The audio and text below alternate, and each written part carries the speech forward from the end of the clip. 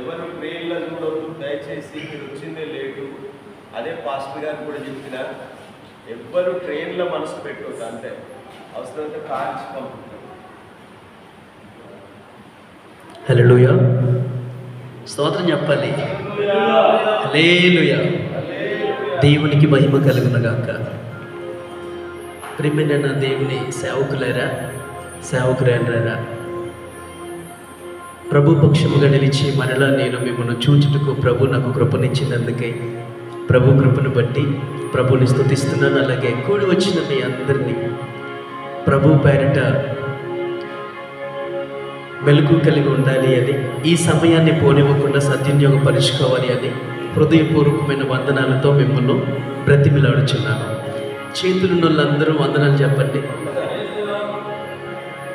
మీ అందరికీ ప్రభు పేరిట శుభము కలుగునుగాక. ఆమేన్. హల్లెలూయా. ఎవరు వినపడట్లా? హల్లెలూయా. ఎక్కువసేపు చెప్పనులే, కాకపోతే కొంచెం మీరు సప్పగా మందంగా వండుకుండా మన హృదయాలు మెలకుపరుచుకొని ఉంటే అద్భుతమైన రీతిగా పరిశుద్ధాత్ముడు కార్యం జరిగిస్తాడు. ఎలా చెప్పగలది అదంటే, ఇందాక దైవజనుడు జకర్యా పాస్టర్ గారు నిలబడి మాట్లాడుతున్నప్పుడు, ఇదిగో నేను ఒక నూతన క్రియను జరిగిస్తున్నాను అన్నాడు. సో ఇప్పుడు మన హృదయాన్ని ఎప్పుడైతే మనము దేవుని యొక్క దివ్యమైన వాక్యానికి అప్పగించుకుంటామో, ఆ నూతన క్రియ అక్కడ కాదు, నీ జీవితంలోనే జరుగుతుంది. స్తోత్రం చెప్పాలి గట్టిగా. హల్లెలూయా. సో తండ్రి అయిన దేవుని చిత్తాన్ని ఈ భూమి మీద నీవు నెరవేర్చడానికి పరలోకమందున్న ఆ ప్రత్యక్షత అంతటినీ కూడా దేవుడు సృష్టించిన ఆ దేవుని రాజ్యాన్ని ఈ భూలోకమందు ఏ నరుడు కూడా చూడలేడు, ఏ మనుషుడు కూడా చూడలేడు. ఎలా ఉంటుందో, ఏ మహిమతో నింపబడి ఉంటుందో, ఎక్కడ ఉందో ఎవరికీ తెలియదు. అయితే దానిని ఈ భూమి మీదనున్న అల్పుల మొదలుకొని ఐశ్వర్యవంతుల వరకు, సామాన్యులు మొదలుకొని సామాంతుల వరకు, చిన్నలేమే పెద్దలేమే వృద్ధాప్యమందు ఉన్నవారులేమి, సమస్త జనులందరికీ కూడా కనపరిచి రుచి చూపించిన వాడే నీవు పరిచర్య జరిగిస్తున్న ప్రభు అయిన యేసుక్రీస్తు. హల్లెలూయా. ఆయన వలన తప్ప దేవుని రాజ్యం ఉందన్న సంగతి నీకెవరికి చెప్పాల. ఆ రాజ్యం మాటలతో లేదు, శక్తితోనే ఉంది. ఆ శక్తిని కూడా నీకు కనపరిచింది కూడా ప్రభు అయిన యేసు. గట్టిగా చప్పట్లు కొట్టాలనిపించట్లేదా? గత కాలంలో ఈ హస్తాలతో మందు తాగేవాడిని, గత కాలంలో ఈ హస్తాలతో సిగరెట్లు కాల్చేవాడిని, గత కాలంలో ఈ హస్తాలతో గుట్కాలు అమ్మర్లు తాగేవాడిని. కానీ ఇప్పుడు ప్రభు నామమును బట్టి చెయ్యి చాపగా దయ్యముల విలవిలలాడి వెళ్ళిపోతుంది. కానీ ఇప్పుడు ప్రభు తత్వము నా మనసును ఎత్తుకొని ఇది జరుగునుగాక అని చెప్పండి. ఒక మాట ఉందిగా, మీరు భూమి మీద దేనిని బంధిస్తే అది నేను బంధిస్తాను అన్నాడు. నోరు తెరిచి యేసు నామమున నీవు దేనిని బంధించినా కూడా అది బంధించబడటానికి కారణం ఏంటి అంటే ఒకటే, పరలోక రాజ్యమును విడిచి నీ యొద్దకు దిగి వచ్చి ఆ మహిమను నీకు అందించి ఆయన ప్రేమను నీకు తెలియచేసి నిన్ను ఆయన రాజ్యంలో చూడాలి అని, నిన్ను మాత్రమే కాదు ఆయన నీకు ఇచ్చిన మహిమ, ఆయన నిన్ను ప్రతిష్ఠించిన ఆయన సత్యవాక్యము నీవు ప్రకటించుచూ ఉండగా, నీవు ప్రకటించే ఆ దేవుని యొక్క సత్యవాక్యముకు ఎవరైతే అతకబడుచున్నారో, ఎవరైతే యేసును ప్రభువు అని ఒప్పుకొనుచున్నారో, ఎందరైతే మనము ప్రకటించిన విశ్వాసపు వాక్యము యేసు యొద్ద నుండి వచ్చినది అని తమ హృదయముల యందు అంగీకరించి ఒప్పుకొనుచున్నారో, వారందరికీ కూడా ఆ రాజ్యం ఉందని ప్రభువు బయలుపరచుచున్నాడు. హల్లెలూయా. అది కేవలం నీ వలన నా వలన కాదు, లోకములో ఉన్నవాని కంటే మనలో ఉన్నవాడు గొప్పవాడు. లోకంలో నేనున్నాను, లోకంలో నీవున్నావు, నీ వలన నా వలన ఏమీ జరగదు. చెట్టు మాత్రం నాటుతాం, కానీ నీరు పోసేవాడు ఒకడున్నాడు. నోటి ఊపిరిని ఊది దాన్ని బ్రతికించే దేవుడు ఒకడున్నాడు. ఆయన ఎక్కడున్నాడు? క్రీస్తు అక్కడున్నాడు, క్రీస్తు ఇక్కడున్నాడు, క్రీస్తు మా ఇంట్లో ఉన్నాడని చెప్పినప్పుడు మీరు నమ్మకండి, వారితో వెళ్ళకండి. ఆయన అక్కడిక్కడ లేడు, మీ మధ్యనే ఉన్నాడు. హల్లెలూయా, హల్లెలూయా. అంత్యదినముల యందు నానా విధములైన కల్పన కథల చేత మీ యొద్దకి సమస్త ప్రవక్తలందరూ వచ్చి ఇదిగో క్రీస్తు అక్కడ ఇక్కడ అని చెప్పినప్పుడు మీరు వెళ్ళొద్దు. పీనుగ ఎక్కడ ఉంటుందో అక్కడే గద్దరుంటాయని గుర్తుపెట్టుకోండి. స్తోత్రం చెప్పు గట్టిగా. హల్లెలూయా. జీవ జలపు నది ఎక్కడ ప్రవహిస్తుందో అక్కడే దప్పి కలిగిన వారు దాహము తీర్చుకుంటారు. ఎక్కడైతే ఆకలి కలిగిన వారి ప్రాణములకు తృప్తి కలుగుతుందో ఆ ఆకలి తీర్చే దేవుని యొద్దకు వారు పరుగులు పెట్టుకొని వెళ్తారు. సో ఇప్పుడు ఈ క్రీస్తు ఎక్కడ? నాతోనే ఉన్నాడు. స్తోత్రం చెప్పు గట్టిగా. అది చెప్పండి, మీకు అర్థమవుతుందా? వాక్యం అర్థమవుతుందా? ఇప్పుడు యేసు ఎక్కడున్నాడు? యేసు ఎక్కడున్నాడు? అక్కడున్నాడా? చాలామంది బెల్లంపల్లి వెళ్తారు. ఇక్కడ నుంచి మొదలు పెట్టి బెల్లంపల్లి వెళ్తారు. యేసు అక్కడే ఉన్నాడా? ఇక్కడ లేడా? ఇక్కడ నువ్వు ప్రార్థన చేస్తే వినడా? ఇక్కడ నువ్వు మోకరిస్తే చూడడా? యేసు బెల్లంపల్లిలోనే వింటాడా? అక్రమమైన నడిపింపది. క్రమమైన నడిపింపు ఏంటో తెలుసా? హగరు తన కుమారుని ఇష్మాయిలుని తీసుకుని వెలుచున్న అరణ్య మార్గంలో కూడా ప్రభు ప్రత్యక్షమయ్యి బలపరిచాడు. హల్లెలూయా. అయ్యా, నాకు పర్వతం మీదేగా మేము ఆరాధించవలసిన స్థలం ఉంది. ఆ పర్వతమే కదా మేము ఎక్కవలసింది. ఆ మొరియా పర్వతం మీదే కదా మా పితరుడైన అబ్రహాము తన ఒక్కగానొక్క కుమారుడైన ఇస్సాకును బలి ఇచ్చుటకు వెళ్ళినప్పుడు యెహోవా అక్కడ మాట్లాడింది. కాబట్టి మేము ఆరాధించవలసిన స్థలము అది, మేము వెళ్ళవలసిన స్థలము అదే కాదు. అమ్మా, ఒక కాలం వచ్చుచున్నది. ఆ కాలంలో ప్రభువుని అక్కడ కాదు ఎక్కడైనా ఆరాధించవచ్చు. హల్లెలూయా. నువ్వు కూర్చున్న స్థలమే దేవుని మందిరం అయిపోద్ది. నువ్వు మోకరించిన ప్రతి స్థలము కంపిస్తూ ఉంటుంది. కారణం ఏంటి తెలుసా? నిన్ను పంపిన నీ తండ్రి నీకు తోడుగా ఉన్నాడు. హల్లెలూయా. నా సేవ పరిచర్య అంతటిలో కూడా నా ధైర్యం ఏంటంటే నన్ను పంపినవాడు నాకు తోడుగా ఉన్నాడు. ఇది నేను ఎలా చెప్పగలను? ప్రభువైన దేవుని యొక్క వాక్యము మొదట అవును అని చెప్పి దాని తదుపరి కాదు అనటానికి వీలు పడినట్లుగా ఉండదు. అలాగని మొదట అవును అని చెప్పి దాని తరువాత బయటికి వెళ్ళి ఇది అలా కాదే అని చెప్పడానికి వీలు పడదు. భూమి ఆకాశములు గతించిన ఇది సత్యం అంతే. హల్లెలూయా. మందిరంలో ఉన్నప్పుడు పాస్టర్ గారు ప్రసంగిస్తున్నప్పుడు ఎస్ అవును అని చెప్పి బయటికి వెళ్ళాక ఇది సాధ్యమేనా? హల్లెలూయా. అరే, కంబలి ఆకు చెట్టును గద్దిస్తే కూడా వేళ్లతో సహా పెళ్ళగించబడి సముద్రంలో పడుతుంది అంటున్నాడు. ఇది నిజమేనా? అయితే వెళ్ళి కంబలి ఆకు చెట్టు దగ్గర నిలబడి నువ్వు వెళ్ళి వేళ్లతో సహా అవతలబడి అది బుద్ధిహీనత. ప్రభు చెప్పింది ఆత్మీయ మర్మం అది. హల్లెలూయా. ప్రభు చెప్పిన సంగతి ఏంటి? నిజంగా చెట్టులేసి అవతలబడిద్దనా? కాదు.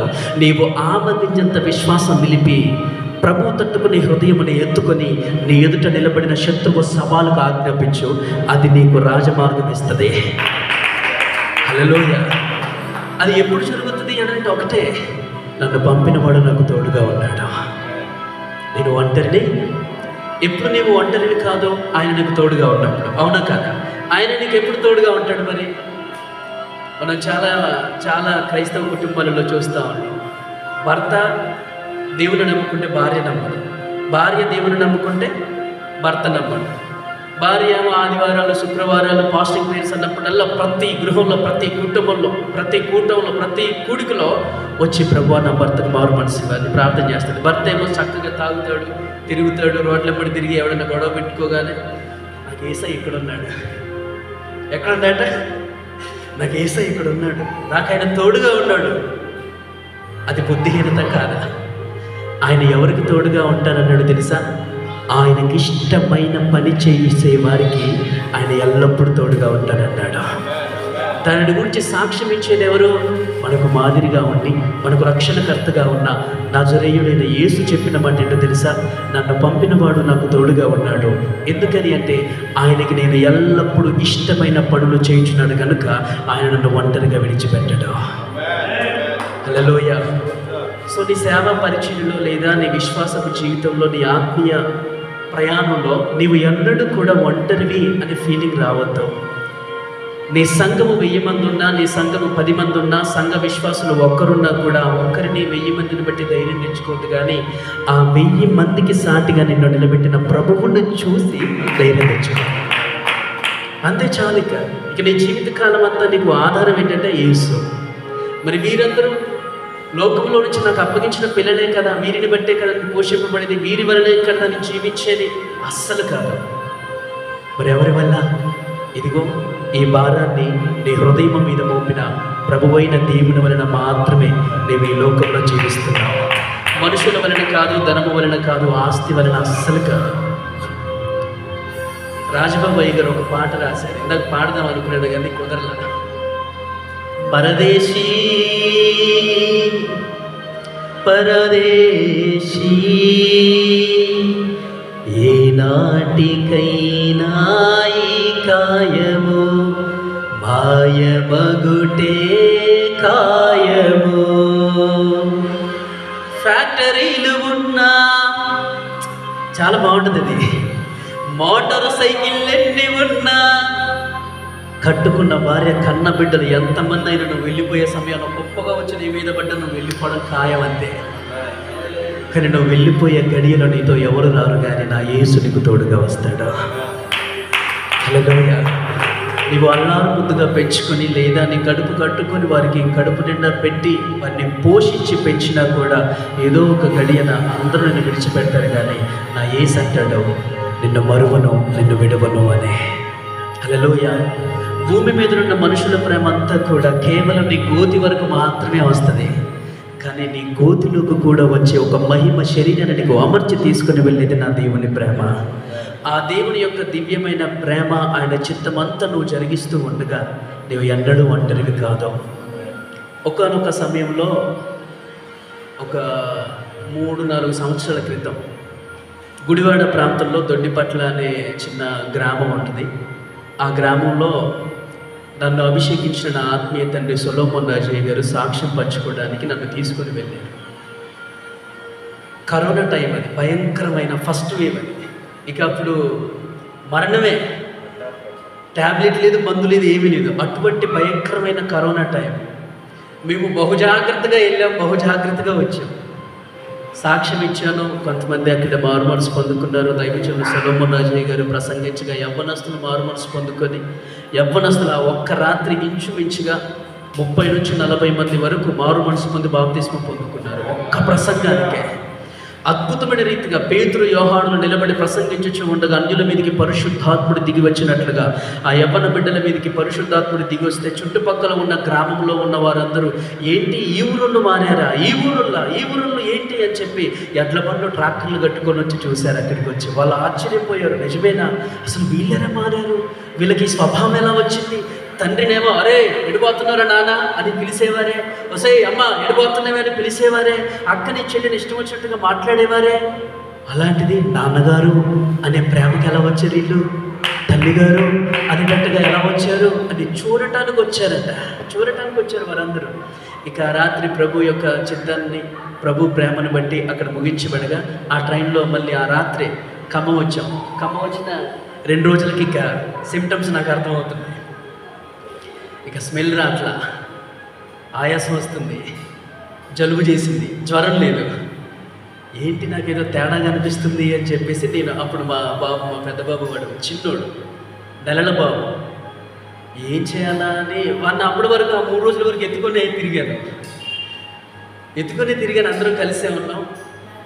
ఎందుకో ప్రభు యొక్క కృపలో ఆయన ఇచ్చిన జ్ఞానాన్ని బట్టి కొంచెం నాకు అలాగా అనిపించింది. తక్కువ నాకు తెలిసిన ఏఎన్ఎం అక్కగారు ఉంటే అక్కకు ఫోన్ చేస్తే రానన్నా చెక్ చేస్తారంటే వెళ్ళగానే చెక్ చేయగానే పాజిటివ్ అనగానే మళ్ళీ చిలుకూరు నుంచి మళ్ళీ ఖమ్మం, ఎవరికి కనబల్ల.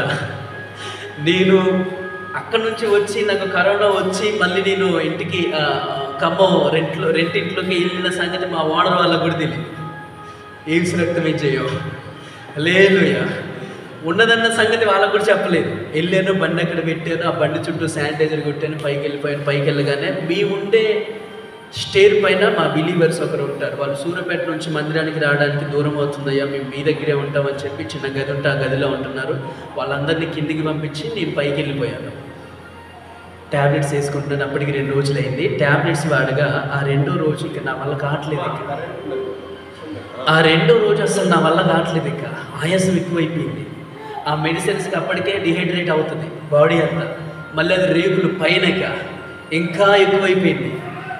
అసలు ఈ మాంసం ఆ ఎముకకు అతుక్కుపోయింది, బక్కగా అయిపోయి కళ్ళన్నీ లోపలికి వెళ్ళిపోయి ఆయాసపడే ఆ సమయంలో, ఆ ఎండవేళ మంచి మధ్యాహ్న కాల సమయంలో ఇక నా వల్ల కాదని చెప్పేసి నా ఆత్మను ప్రభువుకి అప్పగించుకునే అంతగా వేదన కలిగింది, అంతగా శ్రమ కలిగింది. ఇక మోకరించి, ప్రభా ఈ శ్రమకు నేను తాళలేకపోతున్నాను, ఇక నా వల్ల కాదయ్యా, దయ ఉంచి ఈ శ్రమను నా యొద్ద నుంచి తొలగించు అని చెప్పాను. ఆ ప్రార్థన చేసి పడుకున్నాను. ఇక సాయంత్రం స్నానానికి వెళ్ళడానికి బకెట్లో డెటాల్ వేసి వాష్రూమ్లోకి వెళ్ళాను. స్నానం చేస్తూ ఉండగా వామిటింగ్స్ అస్సలు ఆగట్లా, ఒకటే వామిటింగ్స్ చేసుకునేటప్పుడు లోపల ఒక యాసిడ్ ఉంటుంది, మనకి ఆహారాన్ని అరిగించే యాసిడ్. ఆ యాసిడ్ ఆ వైరస్ మొత్తం కాల్చుకుంటూ బయటకు వచ్చేసింది. ఆ వామిటింగ్లో మొత్తం కాల్చుకుంటూ బయటకు వచ్చింది. ఆ రాత్రి నాకు విడుదల కలిగింది. అద్భుతమైన కార్యం కదా అది.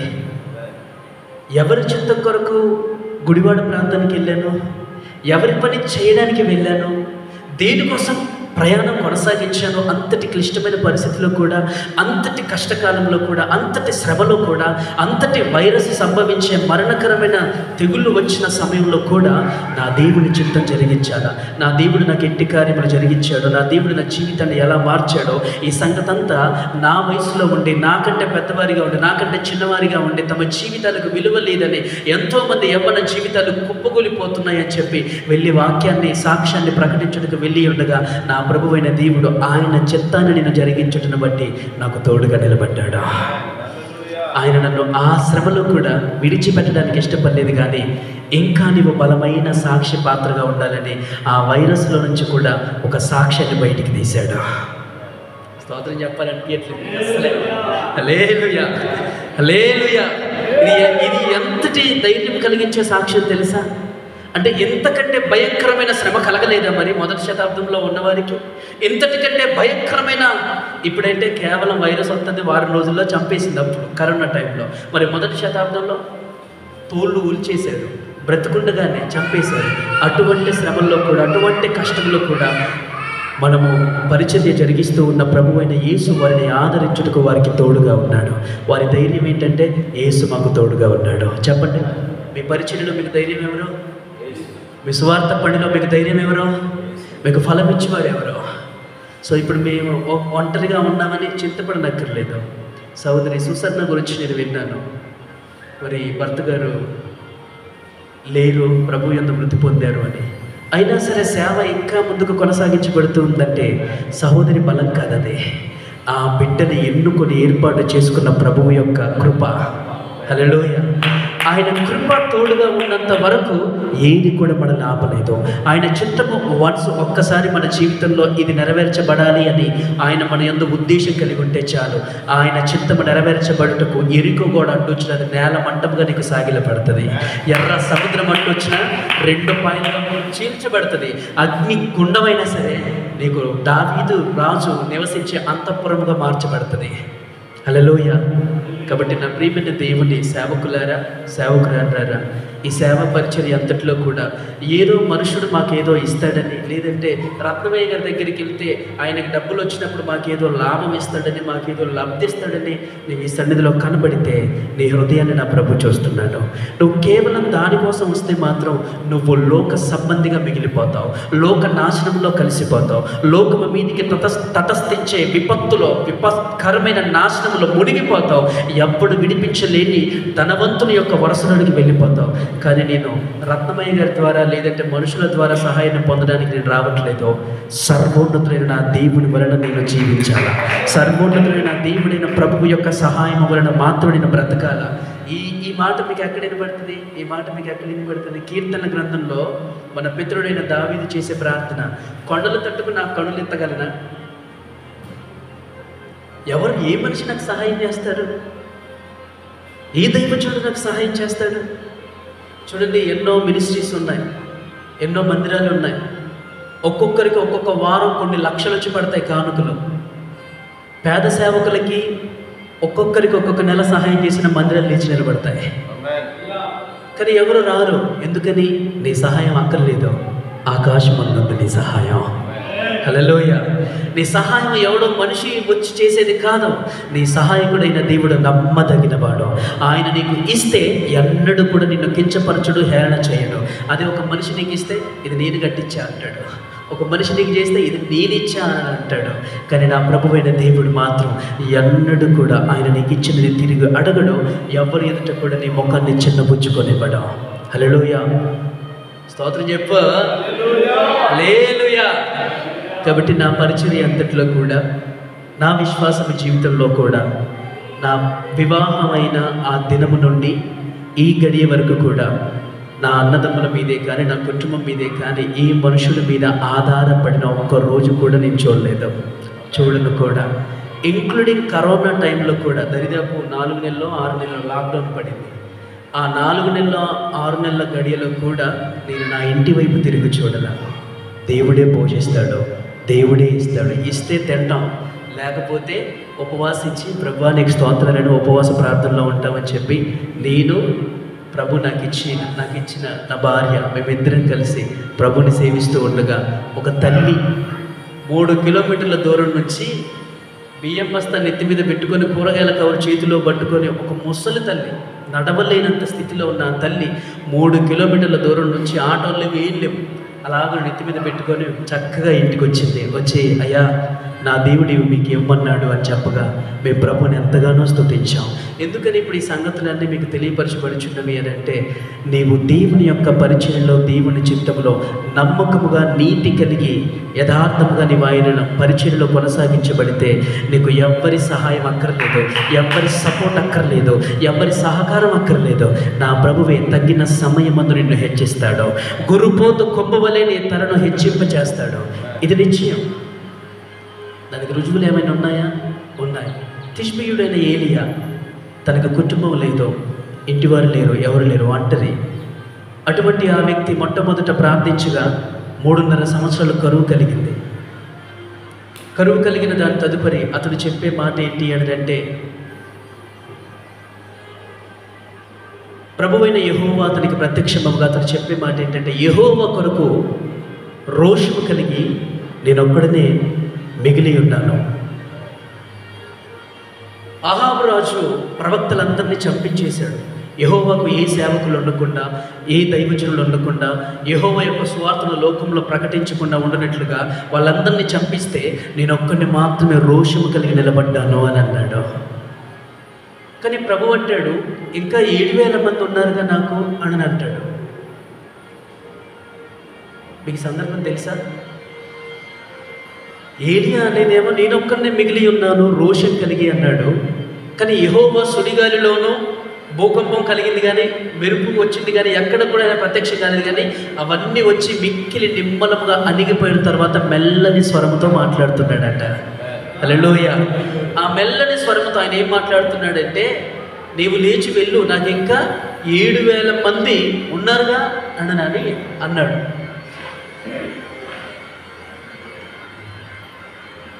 ఈ 7,000 మంది ఎక్కడైనా నీకు కనబడ్డారా? మీరందరూ ధైర్యం తెచ్చుకోవాల్సిన మాట ఇది. ఏలియా ఒక్కడే వచ్చాడు, ఒక్కడే ముగించాడు. 7,000 మంది యెహోవా యందు భయభక్తులు కలిగిన వారు ఉన్నారని ప్రభువే స్వయంగా చెప్తే, 7,000 మందిలో ఒక్కడు కూడా ఏలియాకు నేనున్నానయ్యా, నీతో నేనున్నానయ్యా, నా దేవుని చిత్తాన్ని జరిగించడానికి, ఆకలేస్తుందా నా ఇంటికి చేర్చుకొని నీకు పెడతాను అన్న దిక్కు లేదు. సారెపోతు విధవరాలు ఎంత కార్యాన్ని చూసింది. 3.5 సంవత్సరాలు పోషింపబడటం మాత్రమే కాక తన కుమారుడు చనిపోతే మరలా పొందుకుంది. అటువంటి ఆ స్త్రీ కూడా చివరి గడియలో వచ్చి, అయ్యా నీ దేవుడైన యెహోవా నాకు చేసిన కార్యము అంత ఇంత కాదది చాలా గొప్పది. 450 మంది బయలు ప్రవక్తలు ఒకవైపు ఉంటే నువ్వు ఒకవైపు ఉన్నవంటే నేను కూడా ఉన్నా నీతో నిలబడలేదే అంటే చూసారా? నీకు ఎవరు తోడున్నారు ఇప్పుడు? హల్లెలూయా. యేసు నాకు తోడుగా ఉంటే చాలు. మనుషుడు ఎవ్వడు నాకు లేకున్నా ఏం లేదు. హల్లెలూయా, హల్లెలూయా. చూడు, ఏలియా ప్రార్థన చేస్తే అగ్ని వచ్చింది. ఏలియా ప్రార్థన చేస్తే 3.5 సంవత్సరాలు కరువు వచ్చింది. ఏలియా ప్రార్థన చేస్తే మరలా కరువు తీరిపోయింది. ఏలియా ప్రార్థన చేస్తే సారెపోతు విధవరాలు యొక్క కుమారుడు బ్రతికాడు. ఏలియా ప్రార్థన చేస్తే అనేకమైన అద్భుత కార్యాలు జరిగాయి. అటువంటి ఏలియా దాక్కోవడానికి రేగు చెట్టు కావాల్సి వచ్చింది.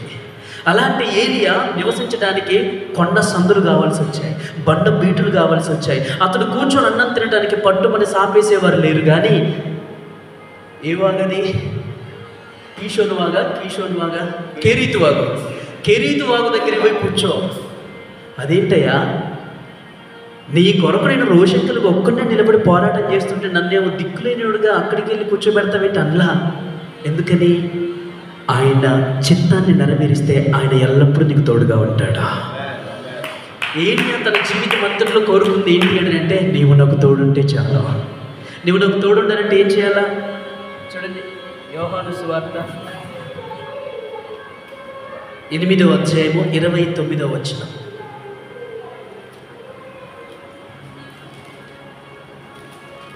యోహాను సువార్త 8వ అధ్యాయము 29వ వచనం.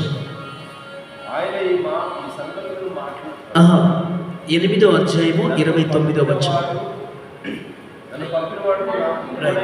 నన్ను పంపినవాడు నాకు తోడై ఉన్నాడు, ఆయనకి ఇష్టమైన కార్యము నేను ఎల్లప్పుడూ చేయుదును గనుక ఆయన నన్ను ఒంటరిగా విడిచిపెట్టలేదని చెప్పాను. 2 చేతులెత్తి స్తోత్రం చెప్పండి. హల్లెలూయా. ఈ సేవ పరిచర్య అంతటిలో కూడా, ఈ భూమి మీద నీవు ప్రభువైన యేసుకు జరిగించుచున్న ఈ సేవ అంతటిలో కూడా నువ్వు ఒక మాట జ్ఞాపకం చేసుకోవాలి. ఏంటో తెలుసా? నిన్ను ఈ సేవ కొరకు ఈ లోకానికి పంపింది ఎవరు? అక్కడ ప్రభు చెప్పుచున్నాడు, నన్ను పంపినవాడు నాకు తోడుగా ఉన్నాడు అని. ఆయన నిన్ను ఈ సేవ చేయడానికి పంపి ఉన్నాడు కనుక ఆయనే నీకు నిశ్చయముగా తోడై ఉన్నాడు. హల్లెలూయా. ఎందుకని ఆయన నీకు తోడుగా ఉన్నాడంట? ఏలియా కోరుకునేది అదే. అయ్యా నువ్వు నాకు తోడుగా ఉంటే చాలు, అయ్యా నువ్వు నాకు నీడగా ఉంటే చాలు, నువ్వేది చెప్తే అది నేను చేస్తాను. ఎందుకని నీకు ఇష్టమైన కార్యం చేస్తేనేగా నువ్వు నాకు తోడుగా ఉండేది. నీకు ఇష్టమైన కార్యం చేయకపోతే నువ్వెలా ఉంటావు నాకు తోడుగా? గెహజీ పరిస్థితి ఏమైంది?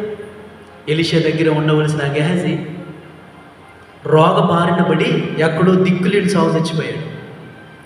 హాకోను శపితమైపోయింది తన వంశం అంతా, అలాగని భూమిని నెరవేర్చి మింగేసింది. అది నువ్వు దేవుని చిత్తానికి నీ జీవితాన్ని, నీ హృదయాన్ని అప్పగించుకొని నడిపించి పెడితే నీకు ఎవ్వరూ తోడుగా ఉండనక్కర్లేదు. ప్రభువే నీకు స్వయముగా తోడుగా ఉండి నడిపిస్తాడా. హల్లెలూయా. ఏలియా తన జీవితం అంతటిలో ఒక దైవజనుడిగా అతడు కోరుకున్నది మనం కూడా కోరుకొని ఉండాలా. అతడు దేనిని కలిగి ఉన్నాడో మనము దానినే కలిగి ఉండాలా. అతడు లోకమును ద్వేషించాడు, ఏ అంతఃపురమును కోరుకోలేదు, దేనిని కోరుకోలేదు. ఆయన ఒకటే కోరుకున్నాడు, నీ కొరకు రోషము కలిగి ఉంటే చాలు, అంతే. ఎంతోమంది 7,000 మంది ప్రవక్తలు, 7,000 మంది జనులు ఉన్నారని యెహోవాయే సెలవిచ్చాడు. కానీ అక్కడ రోషము కలిగిన వాడు ఒక్కడే ఉన్నాడు. అంటే చూసారా, 7,000 మంది ఉన్నా కూడా యెహోవా దేవుడు అని నిరూపించలేకపోయాడు. కానీ రోషము కలిగిన ఒక్కడే ఒకవైపు నిలబడ్డాడు, యెహోవాయే దేవుడు అని నిరూపించాడు. హల్లెలూయా, హల్లెలూయా. కాబట్టి నా ప్రియమైన దేవుని సంగమా, మన పరిచర్య అంతట్లో కూడా కార్యాలు జరగట్లా, అద్భుతాలు జరగట్లా, సూచక్రియలు జరగట్లా, స్వస్థతలు జరగట్లా, లేదంటే జనసంఖ్య పెరగట్లా, విశ్వాసులు ఎవరు రావట్లా, వీటన్నిటి వైపు నువ్వు చూడటం కంటే వీటన్నిటి మీద హెచ్చింపబడిన యేసు వైపు చూడటం నీకు మేలు. ఆయన వైపు నువ్వు చూస్తే చాలు, తగ్గిన సమయం అందో ఆయన నిన్ను హెచ్చిస్తాడు. అపోస్తలులు పిలువబడిన 10 మంది అద్భుతాలు వెంటనే జరిగించలా. వారికి ఒక సమయం ఉంది, వారికి ఒక గడి వచ్చింది, వారికి ఒక మేలుకరమైన దినాన్ని ప్రభు నిర్ణయించాడు. కనుక హఠాత్తుగా అక్కడ రాయబడి ఉండేది అపోస్తలుల కార్యంలో, వారు విద్యలేని పామరులు కదా. అంటే వారికి ఎలా వచ్చింది? మొదటి నుంచి ప్రభు ఏం జరగట్లేదే, ఏం లేదే అని అనలా. ప్రభు మాకు తోడుగా ఉంటా అన్నాడు. మొట్టమొదటి నాకు బాగా ఇష్టమైన మాట అదే. శృంగారమును దేవాలయం ఎదుట వారు మాట్లాడుకుంటున్న మాట ఏంటంటే, అపోస్తలులు పేతురు యోహానులు వాళ్ళిద్దరేనా అక్కడ ఉంది? ఏమో ఎవరు మాట్లాడట్లేదు, వాళ్ళిద్దరేనా? అమ్మ సేవకురాలు చెప్పాలా? పేతురు యోహానులేనా శృంగారం అనే దేవాలయం ఎదుట కుంటివాని దగ్గర నిలబడింది? వాళ్ళేనా? వాళ్ళే. వాళ్ళ గురించే కదా అక్కడ సాక్ష్యం వచ్చింది, విద్యలేని పామరులని. హల్లెలూయా. వాళ్ళు అంటారు, యేసు మనకు తోడుగా ఉంటాడని చెప్పిన మాట మర్చిపోయావా? ఆయన శరీరంగా మన మధ్యలో లేకపోయినా ఆదరణకర్తను నీకు పంపిస్తానన్నాడుగా, పరిశుద్ధాత్మను మీకు ఇస్తానన్నాడుగా, నా శాంతిని మీకు ఇస్తానన్నాడుగా. సో వారు వెంటనే జ్ఞాపకం చేసుకొని ఆయన నిజముగా మనకు తోడి ఉంటే ఇది జరగాలని చెప్పి, మా దగ్గర వెండి బంగారాలు లేవు, మేము కలిగి ఉన్నదే అన్నారు. చూసారా, ఏం కలిగి ఉన్నావు నువ్వు? హల్లెలూయా. నువ్వేం కలిగి ఉన్నావు? వెండి బంగారాలా? కాదు కాదు కాదు. మరి దేన్ని? బా. నన్ను సృష్టించి ఎప్పుడు జగత్తు పునాది వెయ్యబడక మునిపే నన్ను సృష్టించాడు. తల్లి గర్భములో నేను పిండముగా రూపింపబడక మునిపే ఆయన కన్ను నన్ను చూశాయి. ఈరోజు ఈ శృంగారం అనే దేవాలయం ఎదుట నీకు కాళ్ళనివ్వటానికి నా ప్రభువు ఎప్పుడో నన్ను ఎన్నుకున్నాడా. హల్లెలూయా. అంటే చూసారా, వెండి లేదు, బంగారం లేదు, ఆస్తి లేదు, ఏమీ లేదు. మేము కలిగి ఉన్నది ఏంటంటే యేసు. ఆ యేసును నీకు ఇస్తున్నావు, నువ్వు లేచి నిలబడి అన్నాడు అంతే. ఇప్పుడు చూడు, నువ్వు ₹1,00,00,000 అక్కడ పెట్టి లేచినటువంటి పోతాడా? 5 కోట్లు ఆడబెట్టి ఆయన నువ్వు తీసుకొని గుడ్డోడు ముందు పెడితే వాడు తడులాడుకుంటూ వెళ్ళే లోపే ఎవడో వచ్చి ఎత్తుకొని వెళ్ళిపోతాడు. అదే నువ్వు యేసును తీసుకుని వెళ్ళి యేసు నామమున నీ కన్నులు తెరవబడునుగా అని చెప్పా. నిశ్చయముగా నీ నోటి మాటను ఫలింపచేసే యేసయ్యను నీ పక్కన వారు నిలబడటం చూస్తారు. హల్లెలూయా. ఇదేంటి, ఇది ఎక్కడి కార్యం? మీ 3 మనుషులే కదా వేసింది. అప్పటి వరకు 4వ వ్యక్తి వారి దగ్గర కనబల్లా. బబులోను సామ్రాజ్యంలో అప్పటి వరకు 4వ మనిషి కనబల్లా. ఏ దేవుడి గురించి వారు ధైర్యంగా సాక్ష్యం ఇస్తున్నారో, ఏ ప్రభువుని గురించి వారు ధైర్యంగా మాట్లాడుతున్నారో, ఏ దేవుడిని ఆధారం చేసుకుని రాజా నీకు ఉత్తరము ఇవ్వబడిన చింత మాకు లేదు, మేము భయపడం అంతే అని. అసలు వీళ్ళకి ధైర్యం ఎలా వస్తుంది? ఏం చూసుకొని వస్తుంది? వీళ్ళంతా చూడాలనుకున్నారు. అగ్నిగుండంలో వేసారు కానీ అది అసలు ఏం చేయలేకపోయింది. ఎందుకని? మళ్ళీ వేసిన ఆ రాజే చెప్తున్నాడు, 4వ వ్యక్తి కనబడుతున్నాడు ఏంటి? అమ్మో, జీవం గల యెహోవా సేవకులారా బయటికి రండి అన్నాడు అంతే. హల్లెలూయా. ఇప్పుడు చూసారా, సేవా పరిచర్య అంతట్లో కూడా నిన్ను ఆదరించేది ప్రభువే. యెషయా గ్రంథం 42వ అధ్యాయంలో మొదటి మాట అదే, ఇదిగో నిన్ను ఆదుకునే నా సేవకుడు. నిన్ను ఆదుకునేది యేసు మాత్రమే, నిన్ను ఓదార్చేది యేసు మాత్రమే. నీ పరిచర్య అంతట్లో కూడా ఏ మనిషి కూడా నిన్ను ఓదార్చడం, నీ సంఘంలో ఉన్న ఒక్కరు కూడా నీ కష్టంలో నిలబడరు. కానీ నా యేసు నిన్ను ప్రేమించి ఈ భారాన్ని నీకు అప్పగించాడు కనుక అంతము వరకు దాన్ని కొనసాగించడానికి నీకు బలమిచ్చేవాడు నీకు తోడుగా ఉంటాడా. ఈ చిన్న వాక్యాన్ని ప్రభు మీ వినికిడిలో ఆయన ఆత్మాభిషేక రోషము చేత నిలబెట్టునగాక. ఆమేన్.